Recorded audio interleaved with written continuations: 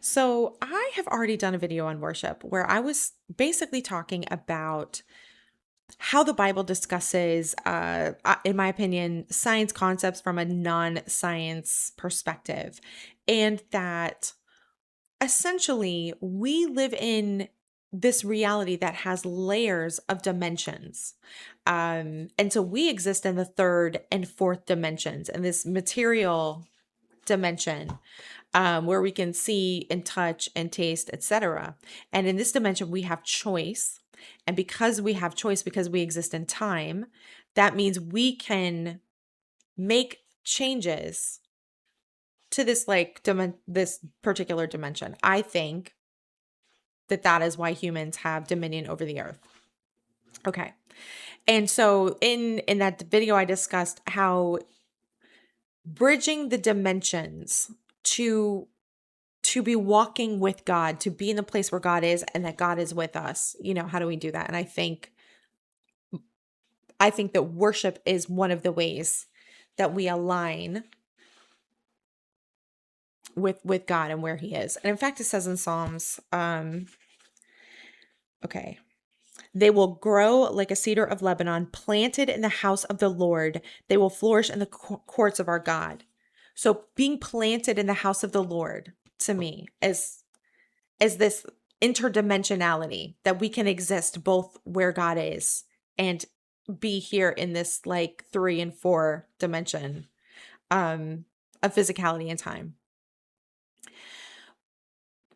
So I to me it's more like tuning an antenna to kind of coexist with God where he is, and then to be a place where God can coexist with us here in this earth. Then I was walking yesterday and I went, "Oh, this is even so much more than I thought it was." We don't just worship God. When we have the Holy Spirit, we are worshiping with God.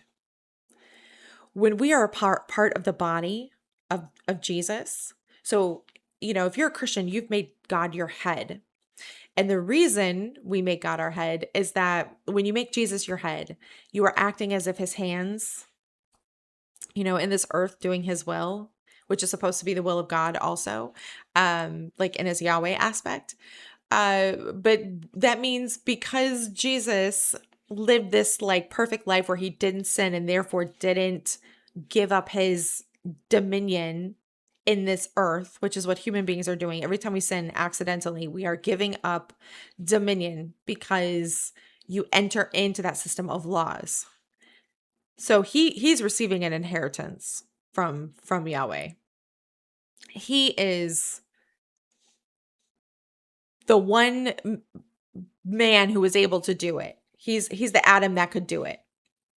And so we engage in this like representational magic, not magic, but this representational kind of action that anchors a physical reality, or anchors in the physical realm, this spiritual reality that we are a part of Christ's body, and therefore we get to like scooch in, scooch in to not just heaven, but also to share in the inheritance because he is actively sharing it with us.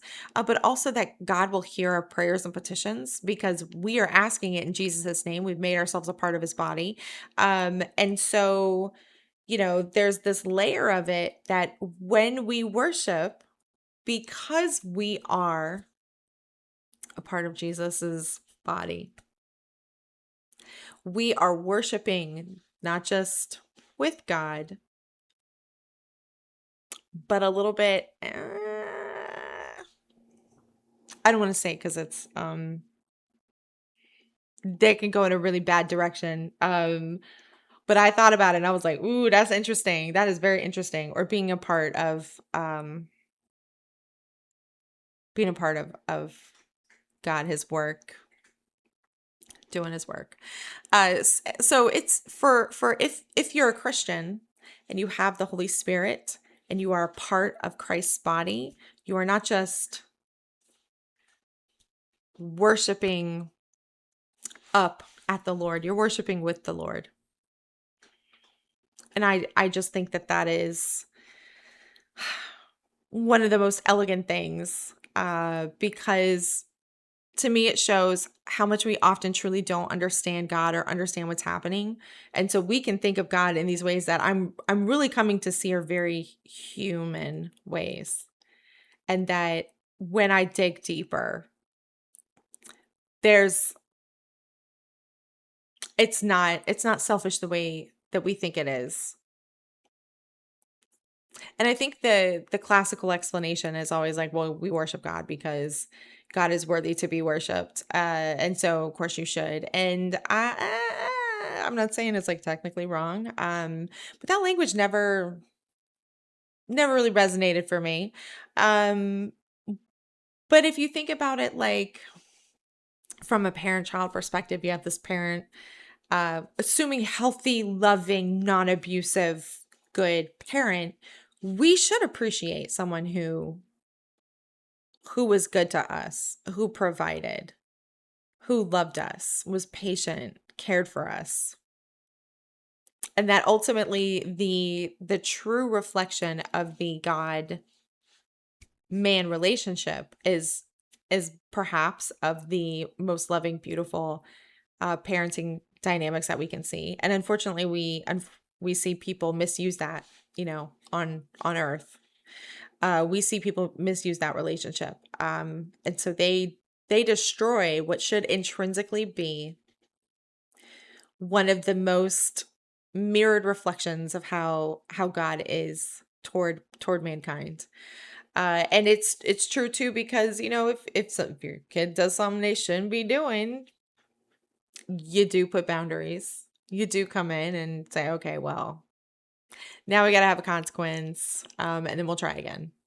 And so that ability to try again, that ability to, it's not just I'm dictating at you, but it's I'm teaching you. And we are doing this together, and you are unfolding into the person that only you can be. And I just think that that is an incredible thing. And so realizing that God is someone that he's not extracting worship because he's trying to reinforce that, that we're all subjugated to him, that it's not a point of subjugation, it's a point of communion, of trying to be in the place where the other person is, to be walking together, and to do that by singing, to me is just so utterly poetic. um and that it's this really beautiful way of doing it together, and because of the Holy Spirit and because of Jesus, it's not just at, it's with. Anyway, I hope that makes sense, and I will talk to you next time.